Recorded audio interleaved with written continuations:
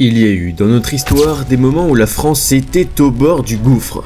Mais alors que tout était perdu d'avance, des hommes providentiels sortirent de l'ombre pour livrer une ultime bataille.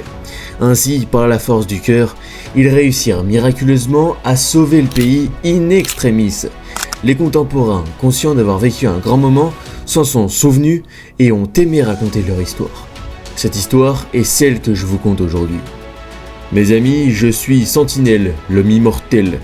Je serai votre guide. Suivez-moi. La bataille des champs cataloniques. En 451, la France n'existait pas encore, mais les Francs, le peuple qui allait la créer, étaient bien là. Au même moment, Attila le Hun les attaque dans leur territoire. S'ils sont écrasés, pas de France. Elle pourrait disparaître avant de naître. Au milieu du 5e siècle, les Francs saliens sont dirigés par Mérové. Mérové est le roi des Francs de Tournai, le successeur ou le remplaçant de Clodion le Chevelu et le grand-père présumé de Clovis. Il devra faire face aux armées d'Attila avec Aetius. Aetius est fils d'aristocrate romain. Dans sa jeunesse, il est envoyé chez les Huns et grandit avec Attila. Devenu adulte, il devient le grand chef de la Gaule, à partir des années 430.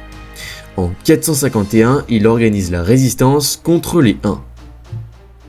Les Huns apparaissent au 4e siècle. Originaires d'Asie, ils font des rapides chevauchés, pillent les terres et les conquièrent, soumettent les tribus, les ajoutent dans leur empire, puis, plus nombreux, vont encore plus loin. Milieu 5e, leur gigantesque empire recouvre une partie de l'Europe. Au même moment, leur chef, le redoutable Attila, voit plus grand. Il décide d'envahir la Gaule.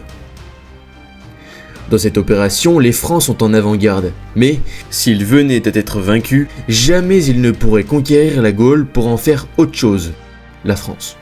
Pour le pays, les enjeux sont cruciaux. En 451 commencent les incursions d'Attila. Au nord, sa renommée terrifiante fait fuir les habitants, les Huns pillent toutes les villes sur leur passage. C'est un véritable raz-de-marée. Toutes les villes, pas vraiment. Attila évite Paris quand Sainte-Geneviève fait bloc, et Orléans, alors qu'Aetius et la coalition romano-germanique le prennent en chasse. Pendant des jours, rien ne se passe. Les Huns continuent de se retirer vers l'est, tandis que les romano-barbares les suivent à la trace. Finalement, les deux armées se rencontrent aux champs cataloniques. L'affrontement est certain. Pendant toute la journée, la bataille fait rage. Les Huns attaquent férocement alors qu'Aetius et les barbares résistent admirablement. Dans la mêlée, c'est une véritable boucherie. Tant croule alors que d'autres continuent le combat. Théodoric, roi des Visigoths, y perd la vie. À la fin de la journée, d'un côté comme de l'autre, les pertes sont grandes, mais on peut encore combattre.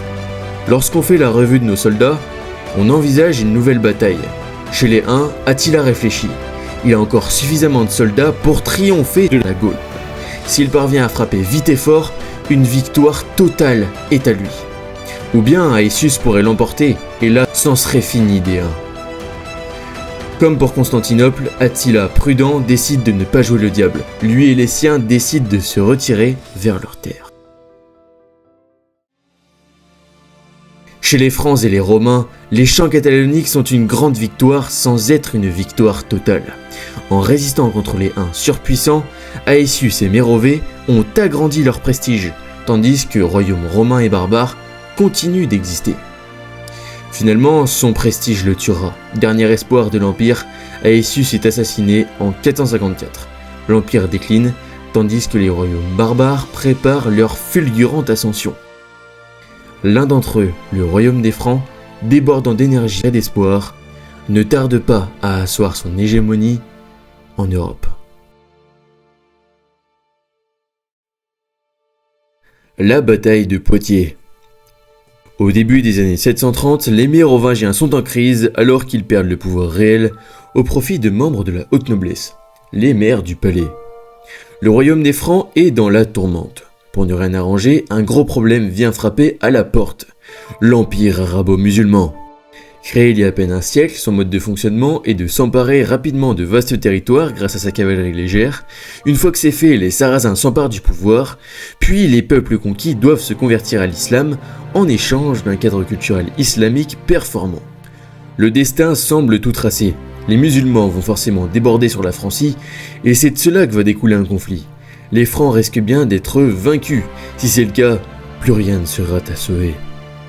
En 732, Karl, fils de Pépin de Herstal, maire du palais, détient le pouvoir en Francie. Par le passé, il s'est imposé par la force afin de mettre en place sa vision. Aujourd'hui respecté, il contrôle le pouvoir en Francie, mais certains aristocrates comme Eudes d'Aquitaine jouent contre lui. Au printemps 732, c'est pas de chance. Les redoutables Sarrasins fondent sur l'Aquitaine. Eudes tente de leur résister, mais en vain. Retranché, il appelle Charles à son secours. Charles sait que s'il l'emporte, il pourrait en tirer un grand triomphe. Mais s'il venait à être vaincu, les Sarrasins en position de force pourraient revenir encore plus nombreux et en finir avec le royaume des Francs. Il ne se défile pas. Après une semaine d'affrontements, la bataille est vraiment lancée. Sur place, des milliers d'hommes se font face. Les musulmans sont en supériorité numérique. Dans le combat, la cavalerie légère sarrasine s'écrase sur les solides rangs de Charles. La cavalerie lourde des Colisées, à l'inverse, foudroie les Sarrasins. Dans la foule, on voit le puissant Charles livrer des coups dévastateurs avec son lourd marteau. Ainsi devient-il Charles le Marteau, alias Charles Martel. D'un côté comme de l'autre, on combat avec beaucoup de courage. L'issue est incertaine, mais subitement, les rangs sarrasins cèdent. Les alliés s'y engouffrent. Abd al-Rahman, chef des musulmans, s'effondre. Les musulmans ne peuvent résister davantage. Les armées se séparent à la fin de la journée. Le soir, les Sarrasins se concertent. Ils ont bien combattu pendant une semaine. Certains pensent qu'il faudrait continuer l'opération pour fondre sur l'ultime objectif, le richissime monastère Saint-Martin de Tours. D'autres, plus convaincants, trouvent qu'ils n'ont plus rien à faire ici. Chez les Francs, on sait qu'on a pris l'ascendant sur l'adversaire, mais on ne s'emballe pas, on doit continuer de combattre pour être sûr de l'emporter. Le lendemain, quelle fut leur surprise de découvrir le camp musulman absolument vide. Ils sont rentrés chez eux. Ce mois d'octobre 732, l'Aquitaine ne finira pas comme l'Espagne visigothique. De fait, les Sarrasins sont stoppés par les Francs. Dans les siècles à venir, c'est exact. Ils continueront leur raid en Francie, mais jamais ils n'iront plus loin que Poitiers dans le cadre d'une campagne militaire. Grâce à Karl Martel, les Francs s'imposent en Francie, tandis que sa dynastie, les Pipinides, gagne un irrésistible respect et énormément de prestige. Bouillants, ils ne tarderont pas à supplanter les descendants de Clovis.